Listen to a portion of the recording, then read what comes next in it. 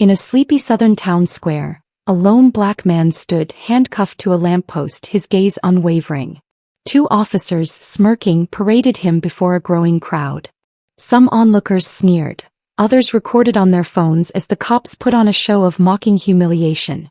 What they didn't know was this wasn't just a drifter, a random outsider. They had just publicly shamed their new chief of police. By day's end, this entire town would learn they'd picked a fight with the absolute wrong man. Ezekiel Vance's arrival in Rustwood, Mississippi, was intentionally low-key. His rental truck rumbled down the desolate highway, carving a path through miles of pine and cotton, its tires stirring up little clouds of dust in the thick summer air. The heat draped over him like a damp shroud, sweat tracing paths down his dark skin, but Ezekiel didn't flinch. He'd endured worse, much worse. His eyes flickered to the worn leather duffel bag on the passenger seat, the only thing he'd bothered to unpack. Inside lay his badge, his uniform, and a photo of his late son, Andre. That photo carried more weight than anything else in the vehicle. Ezekiel tightened his grip on the steering wheel, his focus fixed on the road ahead. The "Welcome to Rustwood" sign soon appeared on the horizon, its white letters faded and chipped, rusted bolts barely holding it upright. Beneath it, someone had scrawled, "Keep it clean, keep it local," in bright red spray paint. Ezekiel exhaled sharply through his nose. He'd devoured reports on this town before taking the job, and those 7 words spoke volumes more than any official briefing ever could. Rustwood's main street felt frozen in time. Brick buildings leaned slightly, their faded signs promising home-style cooking and artisanal wares. At Maggie's place, the diner on the corner, men in ball caps and denim overalls occupied rocking chairs out front, barely glancing up as Ezekiel's truck passed. He found the motel easily enough. The Rustwood Inn, a squat 2-story building with peeling paint and a faintly buzzing neon vacancy sign. The woman at the front desk barely hid her curiosity as he signed in. "Just passing through?" she asked, her voice clipped. "Moving in," Ezekiel replied, his tone even. "Taking the job at the station?" Her eyes widened slightly before she caught herself. "Oh, you're the new chief. Didn't expect you till Monday. Wanted to get a feel for the place first," Ezekiel said. She handed him the key, managing a strained half-smile, but he noticed her gaze lingered a fraction too long before she turned away. He was accustomed to it. Towns like this resisted change, and he was a living, breathing disruption to their established order. That evening, Ezekiel decided to walk to try and blend in. He wore an old flannel shirt and jeans, pulling a faded baseball cap low over his eyes. The streets quieted as the sun dipped, but even in the fading light he felt eyes on him. Windows twitched, heads turned, whispers carried on the breeze. He ducked into Maggie's place, hoping coffee would help shake the weariness of the long drive. The bell above the door jingled and the hum of conversation inside dipped, then rose again. The interior was exactly as he'd expected. Linoleum floors, checkered tablecloths, walls adorned with yellowed newspaper clippings and high school football team photos. But it wasn't the decor that held his attention. It was the 2 cops in the corner booth. Though out of uniform, their polished leather holsters and gleaming belt buckles gave them away. The taller one, Bryce Tanner, was mid-laugh, sprawled back with an arm draped over the booth. His partner, Calvin Ross, a bulldozer of a man all shoulders and neck, shoveled fries into his mouth as if fueling for a fight. Both men stopped talking when they saw Ezekiel. Bryce's eyes narrowed and he nudged Calvin. "Looks like someone took a wrong turn," Bryce drawled loud enough for the entire diner to hear. Ezekiel ignored them, walking to the counter and ordering coffee, leaning against the worn formica. Bryce and Calvin continued their conversation, their voices now lower, more deliberate. "He's lost," Calvin muttered, "or looking for trouble." Ezekiel sipped his coffee, letting their words wash over him. He'd encountered men like them before. Big fish in small ponds, thriving on intimidation and a misguided sense of power.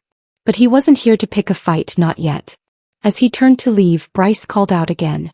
"Hey, old man. You sure you're in the right place? Don't see many strangers hanging around after dark."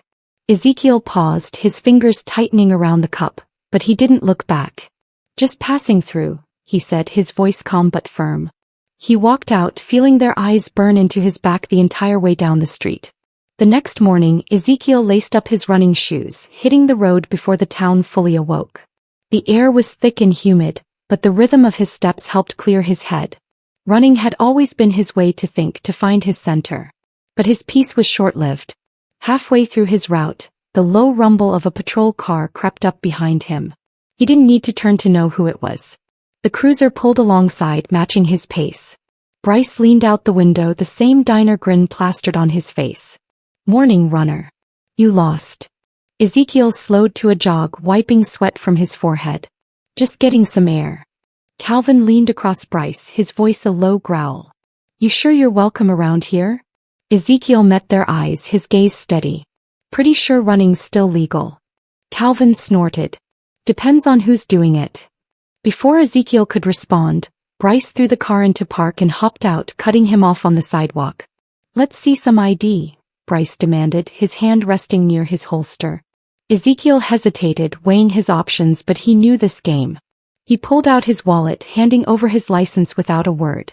Bryce studied it for an unnecessarily long time, then smirked. "Not from around here, huh?" "Figures." Calvin climbed out, circling Ezekiel like a predator sizing up prey. "Mind if we check your pockets?" Bryce asked, already reaching for him. Ezekiel took a step back.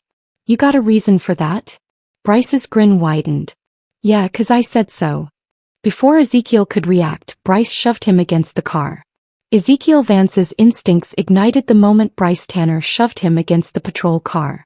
Years of training screamed at him to remain calm, to measure every word and movement, but the heat rising in his chest was undeniable. "Easy," Ezekiel said, his voice low and steady. "No need to make this worse than it already is." Bryce's smirk didn't waver.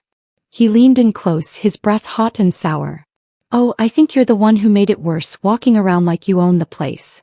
Calvin Ross stepped up behind Ezekiel, crowding him. The man's sheer bulk cast a long shadow, making the morning sun feel unnaturally cold. "Let's see what you're hiding," Calvin said, his voice dripping with false authority. Ezekiel clenched his jaw as Bryce's hands roughly patted down his pockets, clearly relishing the spectacle. A few townspeople had begun to gather, slowing their steps to watch. Some lingered on porches, feigning disinterest while stealing glances over their coffee cups. Then Bryce pulled something from Ezekiel's jacket pocket, a small plastic bag with a broken zip tie dangling from it. Well, Bryce declared, holding it up like a trophy. "Looks like we've got ourselves a thief." Ezekiel's eyes locked on the bag, his stomach sinking. He recognized it instantly. Trash, something that must have fallen into his jacket during the move. It wasn't evidence of a crime, but that wouldn't matter to men like Bryce and Calvin. "You're making a mistake," Ezekiel stated. Bryce barked a laugh and turned to the growing crowd. "You hear that? He thinks we're the ones making mistakes." Calvin clapped him on the shoulder. "Come on, Bryce, let's show this guy how we do things around here." Before Ezekiel could protest, they each grabbed an arm and yanked him forward. The cuffs snapped tight around his wrists. The walk back into town felt longer than the entire drive Ezekiel had made to get here. Bryce and Calvin ensured that, parading him through the streets like a prize catch. The crowd swelled as they reached the town center. Men, women, and teenagers pausing their errands to see the commotion. Some whispered behind their hands, others pointed openly, their phones raised to record every step Ezekiel took. Ezekiel kept his head high, refusing to let them see the anger simmering beneath the surface. He knew the videos would spread, his face plastered across social media within hours. And maybe, just maybe, that was exactly what he needed. Bryce and Calvin led him to the town square, where a rusted lamppost stood like a relic. They shoved him against it, securing the cuffs around the post for all to see.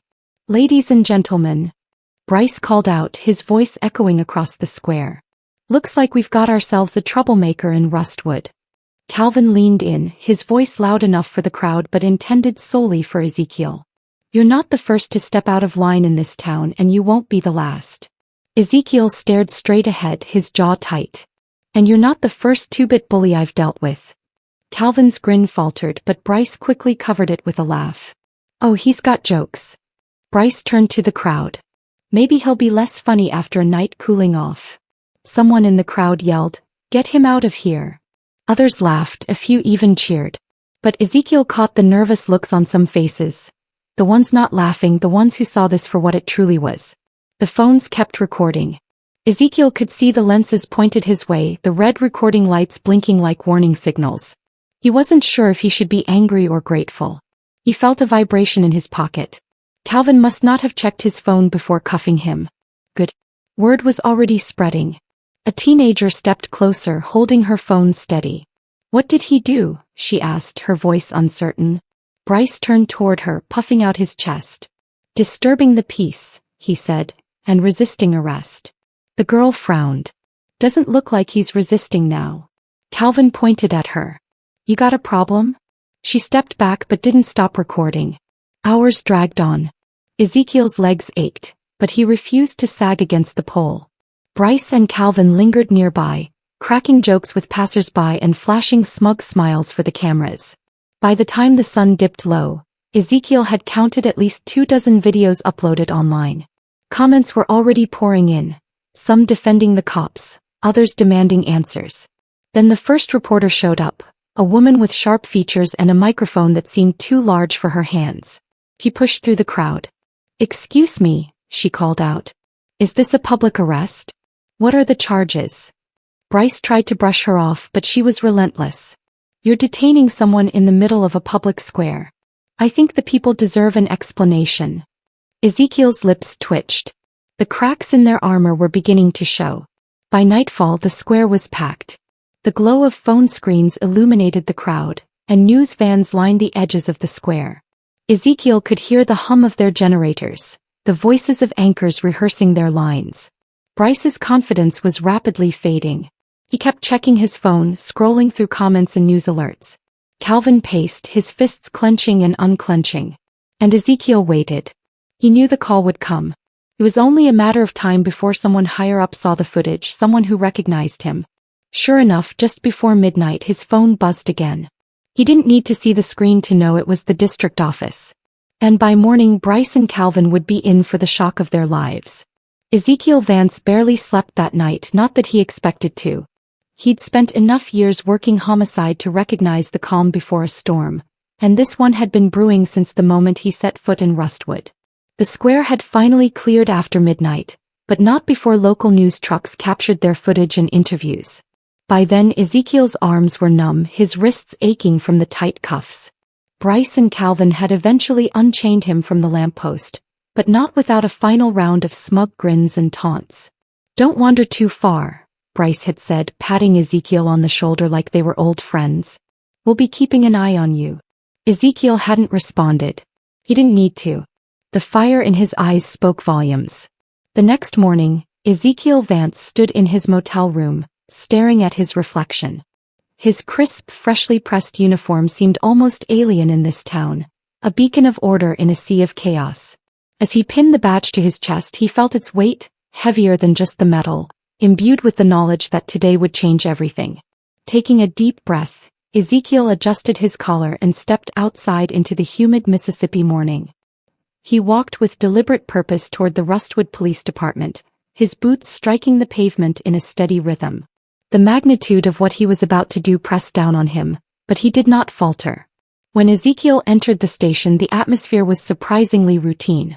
Phones rang, keyboards clicked, and a low murmur of conversation filled the room. Most officers barely glanced up. He was just another man walking through the door. Near the front desk, Deputy Chief Hank Crowley leaned on the counter, mug of coffee in hand. His eyes flickered to Ezekiel, narrowing slightly as he took in the uniform. "Morning," Crowley said, his tone casual but laced with suspicion. "You must be Vance." "That's right," Ezekiel replied, meeting his gaze evenly. Crowley gave a slow nod, his expression unreadable. "Figured you'd be in Monday. Guess you're early." "I like to hit the ground running," Ezekiel stated. Crowley's mouth twitched into what might have been a smile. "Fair enough. Follow me." Without another word, Crowley turned and led Ezekiel through the station. The narrow hallways smelled faintly of coffee and old paper, the walls lined with outdated posters and fading plaques. Officers glanced at them as they passed, their conversations halting mid-sentence as they noticed Ezekiel's uniform. As Ezekiel followed Crowley, his eyes caught the quiet figure of a young officer at a desk near the far wall. She was scanning a stack of reports, her sharp eyes flicking over the pages with precision.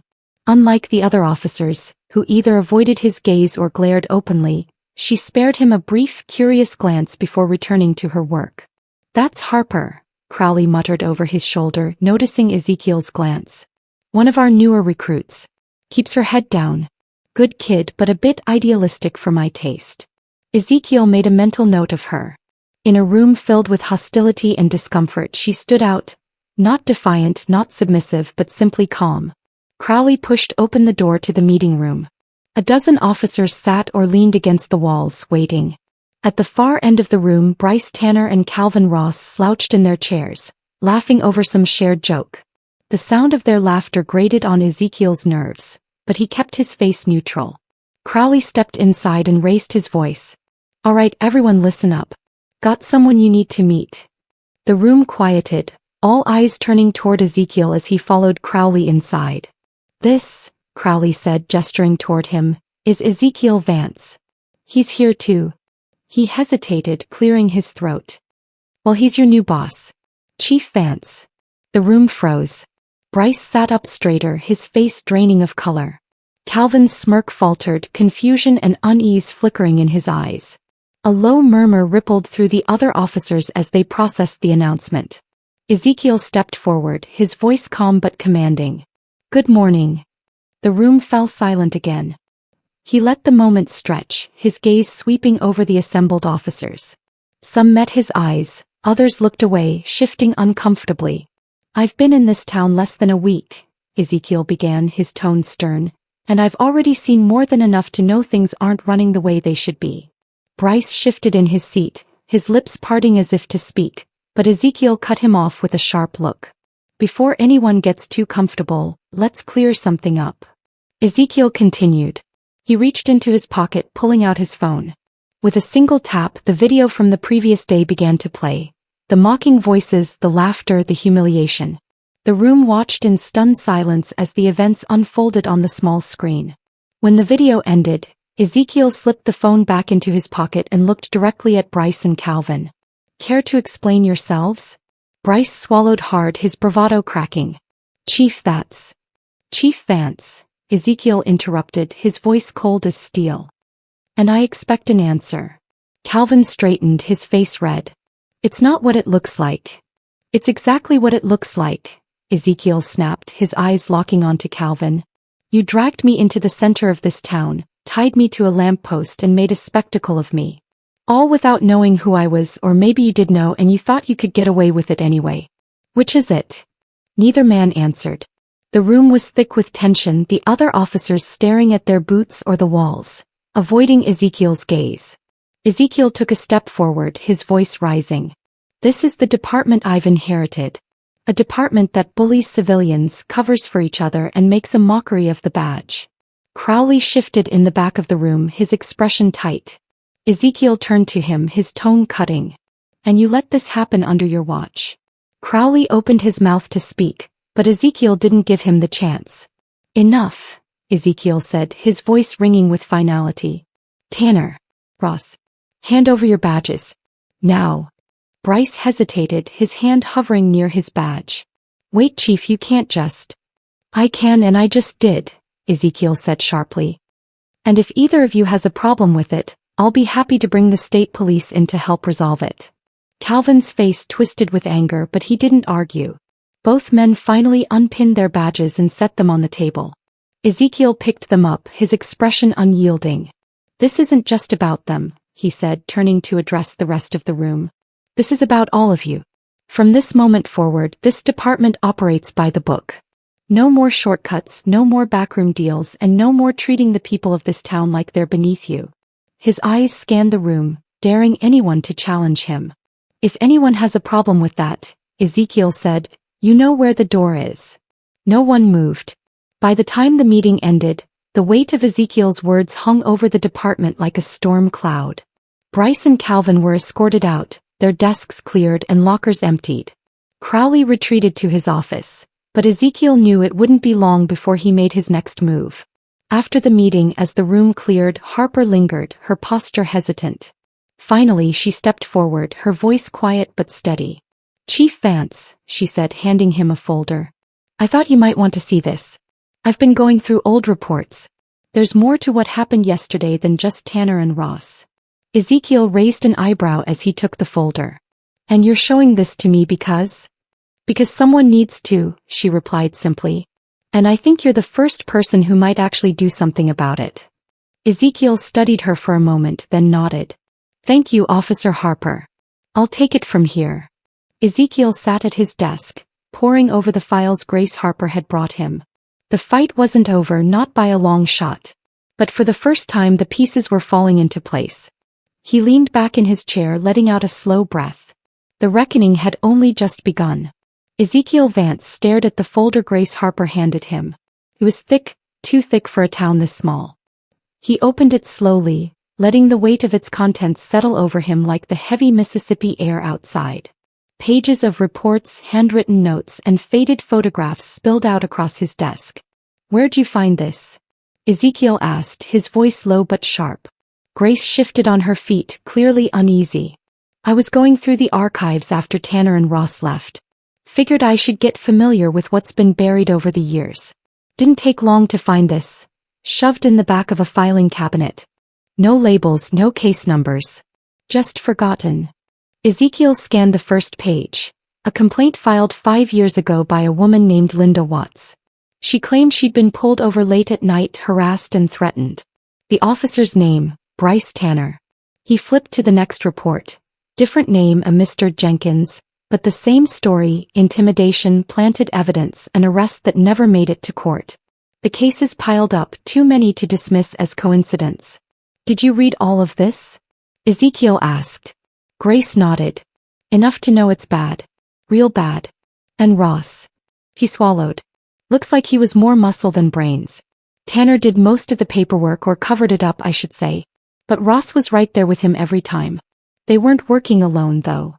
Ezekiel's eyes snapped up from the papers. Who else? Grace hesitated, then tapped a sheet near the bottom of the pile. It was a list of signatures, officers signing off on questionable arrests and evidence logs. Several names repeated, but one stood out: Deputy Chief Hank Crowley. Ezekiel leaned back in his chair, rubbing his temples. He'd been in Rustwood less than a week, and already the rot went deeper than he'd thought. Hank Crowley. The man had effectively been running the department for years before Ezekiel showed up. Technically, Crowley had been acting chief until Ezekiel's appointment was finalized. That made him second in command and dangerously entrenched. Where's Crowley now? Ezekiel asked. Grace checked her watch. Left early today. Said he wasn't feeling well. Ezekiel almost laughed. I'll bet he wasn't. He stood, gathering the files and tucking them into his bag. Keep this between us for now, he said. I don't want Crowley or anyone else knowing what we're on to. Grace nodded, her jaw tightening. What's the plan, Chief? Ezekiel met her eyes. We're going to clean house. By the time Ezekiel left the station, the sun was dipping below the treeline, painting the sky a deep shade of orange. The streets were quieter than usual, too quiet. Word had spread about Bryce and Ross, and the town held its breath, waiting to see what would happen next. Ezekiel walked slowly, letting his presence be felt. He passed the diner where Bryce and Ross had first singled him out, its windows now dark and empty. Down the block, a group of teenagers loitered near the gas station, their phone screens illuminating their faces as they whispered and pointed in his direction. He let them look, let them wonder. When he reached his truck, he wasn't surprised to see a figure leaning against the hood: Hank Crowley. The deputy chief had the soft around-the-edges look of a man who'd spent too much time behind a desk, yet he still carried himself with the air of someone used to being obeyed. He tipped his hat as Ezekiel approached. Evening, Chief. Hank, Ezekiel acknowledged, not slowing down as he opened the driver's side door and tossed the bag of files onto the seat. Something I can help you with? Crowley chuckled, but there was no warmth in it. I think we both know that's the wrong question. Ezekiel shut the door and turned to face him. Then what's the right one? Crowley's smile faded. How much do you really want to dig, Vance? Because from where I'm standing, it looks like you've already kicked up enough dust to choke this whole town. Ezekiel stepped closer, lowering his voice. Maybe it's about time this town got a breath of fresh air. Crowley's jaw twitched, but he held his ground. You don't know this place. Don't know how it works. You think you can come in here and change things overnight? This town doesn't change, it survives. And it survives because people like me keep it running. People like you? Ezekiel's voice sharpened. You mean people who turn a blind eye? People who protect bullies like Tanner and Ross? Or people who help them cover up their messes? Crowley's eyes flickered, but he didn't back down. You've got a good thing here, Vance, he said. A badge, a title, and a chance to settle down. You really want to throw all that away because a couple of hotheads got too rough with an outsider. Ezekiel leaned in, his voice barely above a whisper. You don't get it, do you? I'm not here to settle down. I'm here to tear this place apart and rebuild it brick by brick if I have to. Crowley's smile returned, but it didn't reach his eyes. Then I guess we're at an impasse. Looks that way. Crowley pushed off the truck and walked away, whistling an off-key tune. Ezekiel waited until he was out of sight before getting into the cab and locking the doors. He didn't notice the spray-painted words on the windshield until he turned on the wipers. Leave. The red paint streaked across the glass. But Ezekiel didn't flinch. Instead, he put the truck in gear and drove back to the station. He had work to do. Ezekiel Vance stood in his office at the Rustwood Police Department, the faint hum of fluorescent lights above him buzzing like a distant storm. The red spray paint from his windshield earlier that night still lingered in his mind, but it wasn't fear that settled in his chest. It was resolve. The files Grace Harper had uncovered were spread across his desk. Reports of harassment, intimidation, false arrests. An entire web of corruption that had been allowed to fester under Hank Crowley's watch. Bryce Tanner and Calvin Ross were just the tip of the spear. The infection ran deeper, and Ezekiel had spent the better part of the night piecing it all together. Now it was time to cut it out. The morning came heavy and gray, clouds pressing low against the horizon like a lid about to blow off a boiling pot. Ezekiel's arrival at the station drew stares. Officers paused mid-conversation, the tension in the air so thick it could have choked them. Grace was already waiting for him in the main hall, her eyes sharp and steady. You ready for this? She asked. Ezekiel nodded. You briefed the state investigators? They're 15 minutes out, she said. Unmarked cars, plain clothes. They'll come through the back entrance. Good.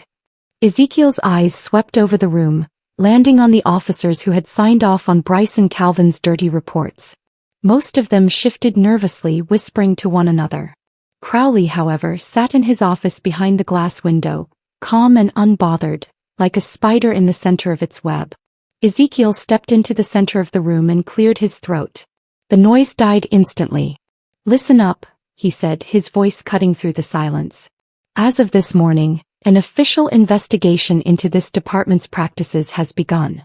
The state police are en route and they'll be conducting interviews with every officer here. Murmurs rippled through the crowd, but Ezekiel raised a hand, silencing them. If any of you have something to say, if you've seen something or done something you know is wrong, now is the time to come clean. Because once those doors open, there won't be second chances. Eyes darted across the room. Some officers exchanged uneasy glances, but no one stepped forward. Fine, Ezekiel said, his voice cold. Then let's get this over with. As the first plainclothes investigator slipped into the building, Ezekiel made his way to Crowley's office. The deputy chief was leaning back in his chair, sipping coffee as if it were just another Monday. You're making a mistake, Crowley said before Ezekiel even had the chance to speak. Ezekiel shut the door behind him. Funny, I was just about to say the same thing. Crowley smirked, setting his cup down. You think you can tear this place apart and still walk away unscathed? These people trust me. They've trusted me for years. You're just a passing storm. Ezekiel stepped closer, placing the folder of complaints on Crowley's desk and flipping it open. You call this trust? Threatening civilians, planting evidence, turning this town into your own personal fiefdom. Crowley's smile faltered, but only for a second. You think anyone's going to believe a man like you over me? A stranger in their town? Ezekiel leaned in, his voice a low growl. They don't need to believe me. They just need to believe the evidence. And I've got plenty. Crowley's eyes flickered toward the door as footsteps approached. The investigators. You can still walk out of this, Hank, Ezekiel said, straightening up. Turn yourself in, cooperate. Maybe you keep some dignity intact. But Crowley wasn't interested in dignity. He lunged to his feet, shoving past Ezekiel and storming into the hall. Crowley's outburst didn't go unnoticed. The investigators moved quickly, cutting him off before he could make it to the exit. Officers watched, frozen, as their former leader was cuffed and led out the front door. The sound of cameras clicking filled the air. Ezekiel stood in the doorway, watching as Crowley's reign came to an end. Bryce and Calvin might have been the muscle, but Crowley was the architect of the corruption, and now that he was gone, the foundation was crumbling. The other officers began stepping forward, some to confess, others to distance themselves from the mess. Grace kept the process organized, directing interviews and logging statements. By the end of the day, half the department was either suspended or under investigation. The rest looked like ghosts, pale and shaken, their confidence shattered. The weeks that followed weren't easy. Rebuilding never is. Ezekiel had to bring in officers from surrounding towns to fill the gaps, retraining those who stayed and rewriting the rules from the ground up. It wasn't just about the police department, though. The town itself had changed. People who once turned a blind eye were speaking up, asking questions, demanding better. Ezekiel made it a point to show his face around town, not just as the chief but as a neighbor. He stopped by Maggie's place for coffee, shook hands at the farmer's market, and sat in on town meetings. Slowly, the stares turned into nods, the whispers softened. One evening, Ezekiel found himself back at the lamppost in the town square, the same one Bryce and Calvin had chained him to. It looked different now, stripped of its cruel symbolism, just another part of the landscape. Grace joined him, hands in her pockets. "Feels like a lifetime ago, doesn't it?" she said. Ezekiel nodded. "But we're still here." She smiled. "And so is this town, thanks to you." Ezekiel didn't respond right away. Instead, he pulled out the photo of his son Andre and looked at it one more time. "This isn't about me," he said finally. "It's about making sure no one else has to go through what I did." Grace looked at the photo, then back at him. "I think you've done that." Ezekiel took a deep breath, feeling the weight in his chest finally begin to lift. The fight wasn't over. It never truly was. But for the first time since stepping into Rustwood, he felt like he wasn't fighting alone.